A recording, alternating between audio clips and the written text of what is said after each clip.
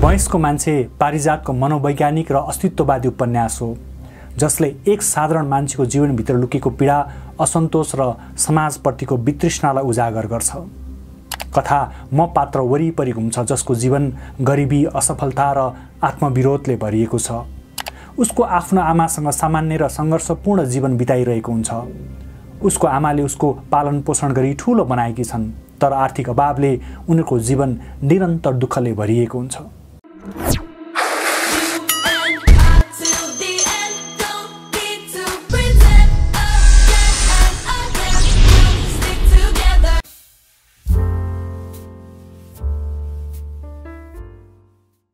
म पात्रको घरमा उसकी आमा मात्र छिन्। अड्डामा काम गर्ने पियन केटो उसको मिल्ने साथी हो। उसलाई चुरोड खान श्यामो भोटिन र गोलडाङ्ग्रीले सहयोग गर्छन्, किनकि उसँग चुरोड किन्ने पैसा समेत हुँदैन। तैपनि ऊ कुनै काम गर्न चाहँदैन। उसलाई जागिर खानु भनेको अरूको दास बन्नु जस्तो लाग्छ। उसकी आमा भने उसलाई पूर्ण स्वतन्त्र छाडिदिएकी छिन्। मनमा धेरै कुरा भए पनि उनले केही बोल्दिनन्। उनी शान्त स्वभावकी छिन्। श्यामो जुङ्गे हलदारसँग प्रेममा पर्छे, तर उनीहरूको प्रेम सम्बन्धले कहिल्यै मूर्त रूप लिन सक्दैन। अन्ततः श्यामको मृत्यु बौला कुकुरको टोकाइबाट हुन्छ। कथाले गति तब लिन्छ जब पियन केटो बिरामी पर्छ।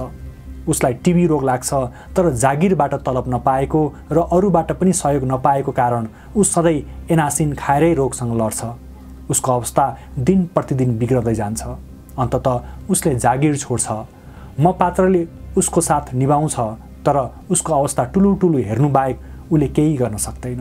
पियन डेरा गरेर बसेको घरको साहुबाले जब उसलाई रोग लागेको थाहा पाउँछन्, तब उसलाई घरबाट निकाल्न आदेश दिन्छन्। म पात्रले यो कठिन घडीमा मानवता देखाउन साहुबालाई अनुरोध गर्छ, तर साहुबा मान्दैनन्। त्यसपछि उनीहरूबीच झगडा हुन्छ र आवेशमा म पात्रले साहुबाको घाँटी अठाउँछ, जसका कारण साहुबाको मृत्यु हुन्छ। उता रोगले थलिएको पियन केटो पनि सोही समयमा मृत्युवरण गर्छ। म पात्र र पियन यस उपन्यासका प्रमुख पात्रहरू हुन्। दुवै वैशालु उमेरका छन्। फरक यति हो, म पात्र कुनै काम गरेको छैन भने पियन अड्डाको जागिरी हो। म पात्रलाई लाग्छ जागिर गर्नु भनेको बोको बन्नु हो। उसका अनुसार जागिरमा मालिकले गधा बनाउँछ र सरकारले कुकुर बनाउँछ। म पात्र विपरीत लिङ्गीसँग यौन उत्तेजना भएको, जीवनमा स्वाभिमान र स्वतन्त्रता खोजिरहेको असल साथी, जुधारु योद्धा, तर समाजको बदनाम, काम नभएको अल्लारे केटो हो। आमाले मोटर चलाउन छाडेको प्रसङ्ग कोट्याउँदा म पात्र भन्छ, म इतिहासको त्यो मोडमा छु जहाँ श्रम त यथावत छ, तर ज्याला अनुहार लुकाउँछ। पेट भर्नु भनेको त संस्कार हो, पेटै मात्र त के भर्नु। पसिनामा त सधैँभरि विश्वास छ, तर पसिना मात्र यस गरिबीको निरोधक कहाँ हो र। मलाई आफ्नोपनको हुन देऊ, आफ्नो गर्न देऊ। पेट भर्नका निम्ति म ड्राइभर हुन्न। यसैबाट प्रष्ट हुन्छ तत्कालीन समाजमा काम गर्ने वर्गमाथिको श्रम शोषण कति र कस्तोसम्म थियो भन्ने कुरा, कतिसम्म आत्मसम्मान गिराएर अरूका निम्ति दलिनु पर्थ्यो भन्ने कुरा। फगत वर्तमान नेपालको अवस्था पनि तत्कालीन समय जस्तै धेरै हिस्सामा उस्तै छ। गरिबको प्रतिनिधि म पात्र गरिबको अस्तित्व सम्बन्धमा देशले आफू जस्तालाई कसरी हेरेको छ र गरिबले राष्ट्रियता कसरी चिनेको छ भन्ने सम्बन्धमा यसरी बोल्छ, हामी जनगणनामा भेडा बाख्रा जस्ता गरिने मान्छेहरू एउटा युग हामीलाई पेलेर जान्छ। कुटिँदै बेचिँदै हामी खोक्रा भइसक्छौँ। अखबारले आर्थिक दशक मनाउन थाल्छ। हामी काँधमा महँगी, गरिबी, भोग, समस्या, बेकारी, नीचता र पतनको बोझ बोकेर राष्ट्रका सम्मानहरूलाई समर्थन गरिदिन्छौँ। हाम्रो नाउँ अखबारको अनाम समूहमा निस्कन्छ। हामी जान्दैनौँ राष्ट्रियता के हो, कुन बिन्दुमा हामी राष्ट्रियतावादी भएका छौँ। हामी त क्रमशः ओह्रालो लागेका दुर्बलताहरू। आखिर राष्ट्रियता भनेको के हो? हामी यतिका निमुखाहरूले थाहा नपाएको राष्ट्रियताको रूप, रङ, आकृति कस्तो हुन्छ? के हामी राष्ट्रसँग संलग्न छौँ? के हामीलाई राष्ट्रले चिन्छ? के हामीलाई राष्ट्रले खान दिन्छ? हामी यतिका अनभिज्ञहरूलाई पन्छाएर राष्ट्र आफू कहाँ निर्मित छ? खोइ हामी यतिका गरिब, विवश, नीच र पतितहरूलाई अपरिचित छोडेर राष्ट्र आफू एक्लो कसरी प्रतिष्ठित भएको छ? यस्तो लाग्छ म एउटा निष्पट अँध्यारो इनारभित्र जीवित कैद गरिएको छु। मैले उज्यालो भन्ने फगत शब्द सुनेको छु। म त्यसलाई खोज्न थाल्छु। आफ्नो शरीरभरि, इनारको भित्ताभरि, इनारको सतहभरि रगरक्ती छाम्छु र सोध्छु, कतै यतै हुनुपर्छ उज्यालो। कहीँ म यस उज्यालोदेखि चुकिसकेको त छैन? त्यसपछि मलाई बिस्तारै शङ्का उठ्न थाल्छ उज्यालोप्रति। उज्यालो मेरो गलत बोध हो। यस अन्धकारभित्र कैद गरिएको मैले अन्धकारलाई स्वीकार्नै पर्छ। गरिबको अस्तित्वबोध राष्ट्रले गर्न नसकेको मात्र होइन, ऊ प्रेम पाउन र प्रेम गर्न नसक्ने प्राणी पनि हो। जिन्दगीमा पारिवारिक प्रेम नै नपाएको पियनलाई म पात्रले श्यामसँग उसको प्रेम छ कि भन्ने जान्न खोज्दा उसले प्रेमलाई यसरी परिभाषित गर्छ। जहाँ पैसा छैन त्यहाँ माया प्रेम जस्ता भावनाहरूको सुरुवात नै हुँदैन। माया, स्नेह, प्रेम, विश्वास, आस्था केहीले पनि जीवनलाई थेक्न सक्दैन। जीवनलाई थेक्ने पैसा हो पैसा। पेट भरिसकेपछि प्रेम सुरु हुन्छ। आधुनिक समाजमा पनि प्रेमलाई केवल प्राप्ति र भोगसँग तुलना गरिन्छ। भौतिकवादी प्रेमी प्रेमिकाहरू सामाजिक सञ्जालका भित्ता भित्तामा टाँसिएका भेटिन्छन्। फकत पारिजातले देखेको प्रेम, पियनले बुझेको प्रेम अनि आज भोलिकाले गरेको प्रेममा तात्विक अन्तर केही भेटिँदैन। यसो भन्दै गर्दा पवित्र प्रेम बन्नलाई कस्तो हुनुपर्छ भन्ने सम्बन्धमा श्यामलाई सम्झाउँदै गर्दा म पात्रले यसो भन्छ, माया भनेको त आफ्नो मन परेकोसँग गाला जोडेर सुत्न पाउनुपर्छ रातभरि। तिमी सिङ्गै उसको, ऊ सिङ्गै तिम्रो। तिम्रो सौता नहोस्, उसको जार हुनु हुँदैन। साथीहरूसँग सामान्य गफगाफ चलिरहेको बेला म पात्रले देश के हो भनेर सोधेको अनपेक्षित प्रश्नमा अरूले दिएको सामान्य उत्तरहरूलाई ढाबा दिएर ऊ आफैले त्यसको ओजिलो उत्तर विद्रोही भावका साथ दिँदै यसो भन्छ, म्यापभित्रको देश देश होइन, त्यो देशको फकत नक्सा हो। अखबारमा छापिएको देश देश होइन, भाषणमा उत्रेको देश देश होइन। हामी हाम्रो देश भनेर मक्क पर्छौँ तर अझसम्म हाम्रो देशलाई देखेका छैनौँ। देशको एउटा कपटपूर्ण अर्थबोधमाथि हामी जुत्ता खेलिरहेका छौँ। हामी मोड मोडमा झुक्किरहेका छौँ। देश भनेर हामी खोस्रा कागज बटुल्छौँ। देश भनेर हामी यहाँका ठुला बडालाई सम्मान गर्छौँ। देश भनेर हामी व्यक्ति पूजा गर्छौँ। देश भनेर हामी रेडियोको गीत सुन्छौँ। थाहा छ, अखबारको देशले एउटा रेशमी पर्दा हाम्रा आँखाहरूमा टाँगेर हामीलाई दिग्भ्रमित बनाइरहेको छ र हामीले कहिले आफूमा देश हेर्न खोजेनौँ, आफूमा देश छाम्न खोजेनौँ। देश भनेको फितलो नलीखुट्टामा सजाइएका हाम्रा विज्ञप्तकरणहरूका ढाँचाहरू हो। देश भनेको आधा पेट गान्टे मुलाको झोल र भातमा धानिएको हाम्रो शिथिल शरीर हो। तिमी हामी निमुखा र हुतियाराहरू देश हौँ। हाम्रो भोको पेट देश हो। हाम्रो न्यानो लुगाको अभाव देश हो। देशलाई हामीले डाक टिकट, क्यालेन्डर, पौवाभित्र, टुरिस्ट बुक, अखबार र देवलहरूमा खोज्छौँ। तर देश युगौँदेखि हामीलाई आफ्नो गरिबी र उपलब्धिहीनतामा पर्खिरहेछ। गरिबहरूले यो देशमा किन अपनत्व महसुस गर्न सकिरहेका छैनन् भन्दा यहाँको शासन व्यवस्था हो। म पात्रले श्यामलाई हेरेर यथार्थ बोल्दै गर्दा उसले श्यामलाई प्रतीकात्मक र सम्पूर्ण गरिबलाई सम्बोधन यसरी गर्छ, खाना पाउनेहरूले शासन गरेको देश हो यो। सुख लुटेकाहरूले शासन गरेको देश हो। साँच्चै ठुटोमा पलाएको च्याउ हौ तिमी। तिमीलाई एउटा जाबो लाब्रे किराले अस्तित्वहीन बनाउन सक्छ। उपन्यास मृत्युचेतले भरिएको छ। जीवनको शाश्वत सत्य मृत्युबारेमा म पात्रले पियनलाई सम्झाएको बाणी हामी सबैका लागि समेत चरितार्थ हुन्छ। ऊ भन्छ, हामी जमातमा हुर्कन्छौँ, जमातमा बाँच्छौँ, जमातमा भोग्छौँ र हामी विश्वस्त हुन्छौँ कि हामी जमातमा बाँचिरहन्छौँ। तर हामीलाई मृत्युले जमातदेखि अलग्याउँछ। मृत्यु एक्लो मर्छ, मृत्युमा व्यक्ति मर्छ। मृत्युको मुखमा हामी व्यक्ति बाँकी रहन्छौँ, व्यक्ति भोगेर मर्छौँ। यस उपन्यासमा म पात्रमा आएको विद्रोह र परिवर्तनको चेतले हरेक पाठकलाई पढ्दा पढ्दै उद्वेलित बनाउँछ। कथा पढ्दै जाँदा म पात्रलाई अनुभूत गर्दै जाँदा उसले आफूभित्रको विद्रोह यसरी पोख्छ, म मस्तिष्कभरि विद्रोह बोकेर हिँड्छु यहाँ महिमाशाली जीवन बाँच्नेहरूको विरुद्धमा। हत्केला भरिभरि मोसो बोकेर हिँड्छु नालामा जन्तुहरू पालेर हिमाल जस्तो सुकिलो बाँच्नेहरूको विरुद्धमा। म त अगेनामा रापीको काँचो बाँस जस्तै भइसकेको छु, पड्कन तयार। मलाई होस छैन कुन्नी म कतातिर भत्काउँछु यस व्यवस्थालाई। मेरो विस्फोट मलाई विश्रामहीन बनाइरहेछ। मलाई गाली नगर जमात। उसले यहाँको समाज जसलाई हुने खानेहरूले चलाउँछन् र हुँदा खाने गरिबहरूलाई कहिले उठ्न दिँदैनन्, म पात्र त्यसका बारेमा यसो भन्छ, समाज पैसामा उभिएको छ। सुविधा प्राप्त वर्गको पर्सभित्र छ समाज। समाज शासकहरूको खल्तीमा छ। हामी समाजहीन, सुविधाहीन, हामी पराजित। समाजको गेट पास भएको मान्छे यति विघ्न असहाय हुँदैन। म पात्र यतिसम्म विद्रोही बनेको छ कि उसलाई मृत्युसँग भन्दा पनि आफ्नो अवस्था जति जे गरे पनि सुधार्न नसकेकोमा गुनासो छ। ऊ भन्छ, जीवनको प्रत्येक अवस्थाले मलाई गरिबीसँग घृणा गर्न सिकायो। लाग्थ्यो कुनै दिन म पनि यस अपराधी गरिबीलाई पाइतला मुनि कुल्चन सक्षम हुनेछु। तर यो हरामी गरिबीलाई कहीँ मैले मिच्नै पाइनँ। ऊ सदियौँदेखि चलिआएको व्यवस्था र आफूले अपनाएका संस्कारहरूका विरुद्धमा धावा बोल्छ। ऊ भन्छ, मैले मान्छेको संस्कारमा आफ्नो निम्ति ठाउँ खोजेँ, काम खोजेँ, लक्ष्य खोजेँ, तर पाइनँ। मलाई घृणा छ यी संस्कारहरूदेखि। मैले आफूलाई अलग गराइसकेको छु यसबाट। म यस व्यवस्थाको हत्या गर्न चाहन्छु जसले पियन केटोलाई एक एक इन्च सुकाएर मारिरहेको छ। सिलसिलाबद्ध हत्या गर्ने यस अपराधी व्यवस्थालाई म भत्काउन चाहन्छु। उपन्यासको अन्त्यमा म पात्रले आफ्नो विद्रोह चेतलाई वास्तविकतामा कार्यान्वयन गराइसकेपछि परिवर्तनको बिगुल फुक्छ र मृत पियनलाई साक्षी राखेर परिवर्तनको आशा लिँदै भन्छ, यो अन्त्य होइन, मात्र सुरुवात हो। मैले युद्ध सुरु गरिदिएको छु। विश्वास गर, युँदेखि टाउको उठाउन नपाउने पीडितहरूले तिमी जस्तै परिश्रम र तागतलाई सस्तो मोलमा बेच्ने यस घोषणालाई पढ्न बिर्सने छैनन्। यो सबै पढिसक्दा नेपालमा बेला बेला भएका परिवर्तन, तर त्यो परिवर्तनहरूले आम नेपालीको जीवनमा महसुस हुने गरी ल्याउन नसकेको बदलाव देखेर आँखा रसाउँछ। सन् 1997देखि 2012 भित्रमा जन्मिएका 13 देखि 28 वर्षका जेनजी युवाहरूले भर्खरै गरेको विद्रोह झलझली याद आउँछ। अझ यति विघ्न विद्रोह भइरहँदा पनि सत्तामा लिसो झैँ टाँसिन खोज्ने सङ्कीर्ण सोचका व्यक्तिहरू देखेर दया लागेर आउँछ।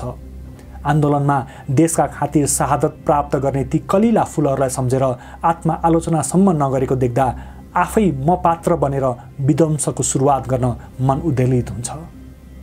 पिएन बहिदारमा बढुवा हुन नसकेको, एसएलसी पास गर्न नसकेको व्यक्तित्वहीन युवकका रूपमा उभ्याइएको छ। ऊ 80 रुपैयाँ भाडामा लादिएको एउटा सरकारी टट्टु हो। आधा पेट गान्टे मुलाको झोल र भातमा देशले किनेको एउटा युवक कामदारी जो ओभरटाइम काम गर्छ, सचिव र डाइरेक्टरहरूको फाल्तु चाकरी पुर्याउँछ, कहिले एसएलसी पास गर्न सक्दैन। उसको करङमा धाप भरेर देश सगर्व भन्न सक्छ कि हामी राष्ट्र निर्माण गर्न संलग्न छौँ। कि देशको यस्तै होनहार युवकहरूमाथि राष्ट्रको उज्जवल भविष्य निर्भर गर्दछ।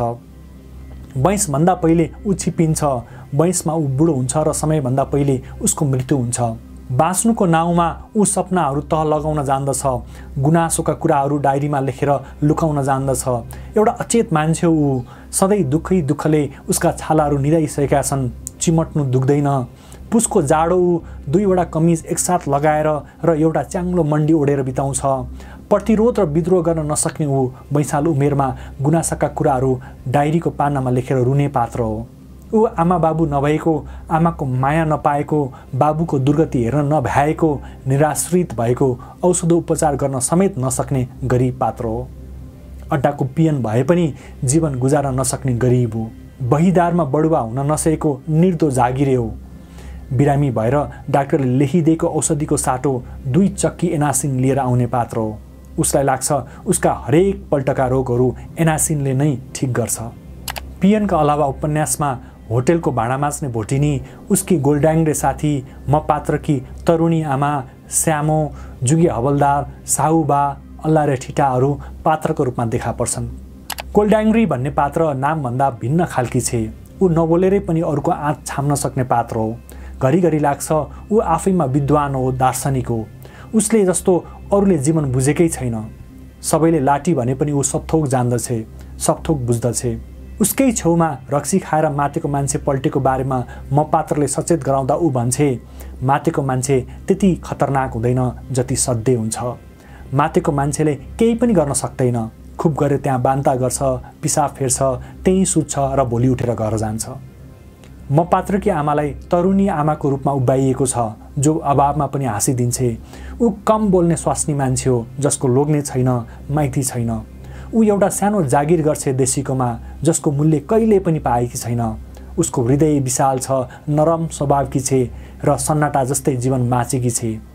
उसलाई अरू कसैले झकझकाइदिनुपर्छ, नत्र पशु जस्तै जोतिन्छे। ऊ प्रतिक्रिया खोज्दिन, किनकि उसलाई पाउनुको अर्थ नै थाहा छैन।